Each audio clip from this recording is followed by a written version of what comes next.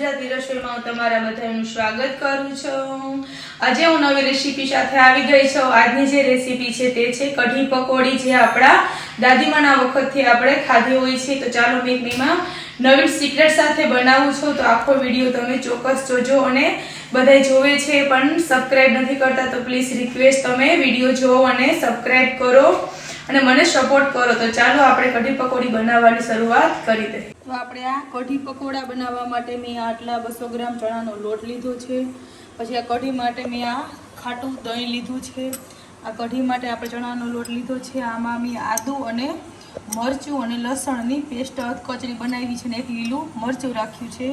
ગોળ છે, પછી મીઠા સોડા, મીઠો લીમડો, ગરમ મસાલો, ધાણા ભાજી, હળદર, નિમક અને મેથી અને જીરું।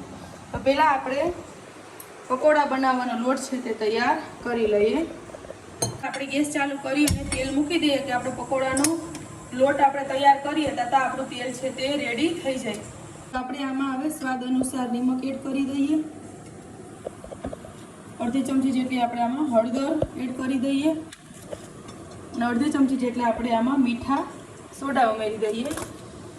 અને જે આપણે આદુ ને લસણ ને મરચાંની જે પેસ્ટ બનાવી છે તે આમાં એડ કરી દઈએ। આનાથી પકોડામાં સ્વાદ એકદમ સરસ આવે છે। અને આપણે સોડા ઉપર થોડુંક પાણી એડ કરી દઈએ।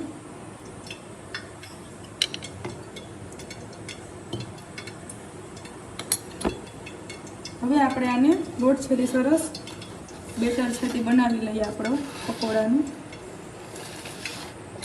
છે તે આવી રીતના હલાવીને આવી રીતના બનાવી લેવાનું છે, જે આપણે નોર્મલ ભજીયા અને વડાનું અને પકોડાનું કરતા હોય એવી રીતના। તો હવે આપણે જોઈ લઈએ આપણું તેલ ગરમ થઈ ગયું છે। તો આપણું તેલ હવે ગરમ થઈ ગયું છે। હવે આપણે આમાં પકોડા પાડીને બનાવી લઈએ। હવે આપણે આમાં પકોડા પાડી લઈએ।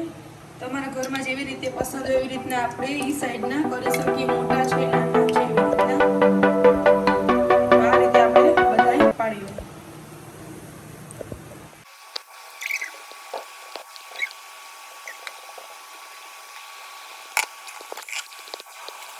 તો આપણે આ પકોડા છે તે બની ગયા છે। હવે આપણે આને પ્લેટમાં લઈ લઈએ।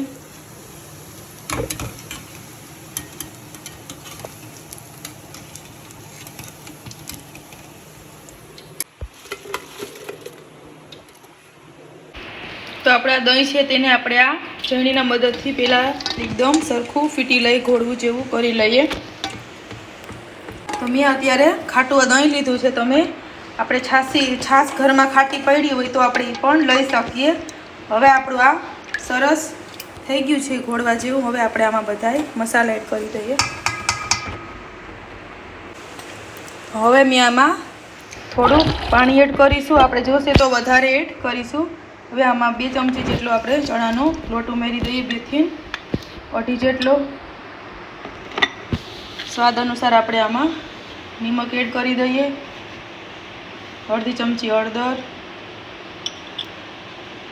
અને આપણે જે પેસ્ટ બનાવી છે તે મરચું, આદુ ને લસણની, ગોળ છે તે આમાં ઉમેરી દઈએ। આપણે વઘારીને પણ ઉમેરી શકીએ, પણ મેં અત્યારે જ ઉમેર્યું છે, બીજો છે તે આપણે વઘારીને ઉમેરીશું।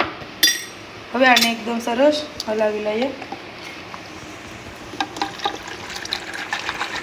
આપણે આ કઢીનું મેં તેલ મૂકી દીધું છે। હવે ગરમ થાય એટલે પછી આપણે આગળની પ્રોસેસ કરીએ। તો આપણે આ કઢીમાં બધાય મસાલા એડ થઈ ગયા છે। હવે આપણે આમ થોડીક ધાણા ભાજી એડ કરીશું। તો આપણે હવે તેલ થઈ ગયું છે, આપણે મીઠો લીમડો એડ કરીશું।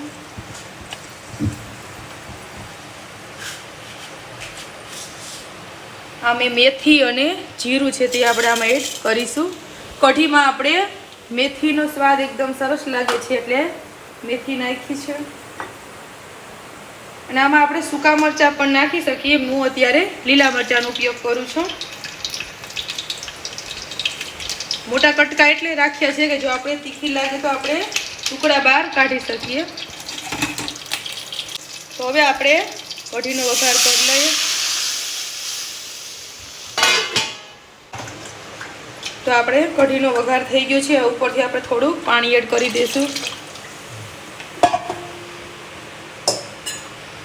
અને હલાવી લઈએ। આપણી કઢી ઉકળે છે ત્યાં આપણે પકોડાના બે પીસીસ કરી લઈએ. આપણે મોટા છે એટલા માટે કે બાળકો બગાડે નહીં, બાકી આપણે આખા પણ રાખી શકીએ. તો આ રીતે આપણે બધાયના કટકા કરી લઈએ, નાના પીસ. તો આપણી કઢી છે તે એકદમ સરસ ઉકળી ગઈ છે. હવે આપણે આમાં 1 ચમચી જેટલું ધાણા જીરું ઉમેરી દઈશું અને આપણે અડધી ચમચી જેટલો ગરમ મસાલો એડ કરીશું. કઢી જેટલી ઉકળે એટલી એકદમ સ્વાદમાં સરસ થાય છે. બીજી આપણે થોડીક આમાં ધાણા ભાજી પાછી એડ કરી દઈશું. તો હવે આપણે જે પકોડા છે તે આપણે કઢીમાં ઉમેરી દઈને આપણે આવી રીતના નાના પીસ કરી લીધા છે.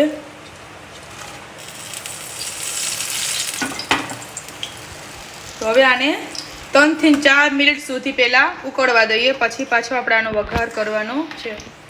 તો આપણે હવે 3-4 મિનિટ સુધી ઉકળી છે. આ પકોડા અને કઢી બે સરસ એકદમ ચડી ગયા છે. હવે આપણે એક વઘારિયામાં તેલ ગરમ મૂકી દઈએ. તો આપણે હવે તેલ ગરમ થઈ જાય પછી આમાં થોડુંક આપણે કાશ્મીરી મરચું છે તે ઉમેરવાનું છે. તો પહેલાં આપણે આમાં ધાણા ભાજી છે તે ઉમેરી દઈએ અને હવે આપણે આ તેલ ગરમ થઈ ગયું છે. હવે આપણે આમાં 1 ચમચી લાલ કાશ્મીરી મરચું છે તે આપણે આમાં ઉમેરી દઈએ.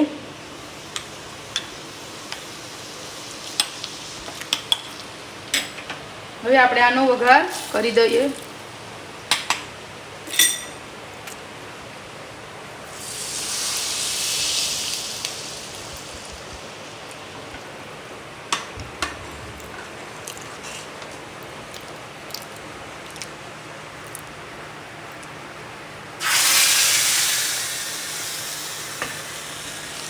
આપણી કઢી પકોડી રેડી થઈ ગઈ છે. હવે આપણે આને બાઉલમાં કાઢી દઈએ. એ કઢી પકોડી ગરમા ગરમ તૈયાર થઈ ગઈ છે. તો મિત્રો આપણે આને એક બાઉલમાં લઈ લઈએ. તો જે લોકોને આ કઢી પકોડી પસંદ આવે તે મારી ચેનલને લાઈક કરજો, સબસ્ક્રાઈબ કરજો, શેર કરજો, બેલ આઇકન દબાવવાનું ના ભૂલતા, જેથી તમને મારી નવી રેસીપી જોવા મળે. બીજી રેસીપી સાથે મળશું, ત્યાં સુધી બધાય આવજો. તો આ કઢી આપણે ખીચડી આરે સરસ લાગે છે અને બાજરાના રોટલી આરે બધા આરે પણ સરસ લાગે છે.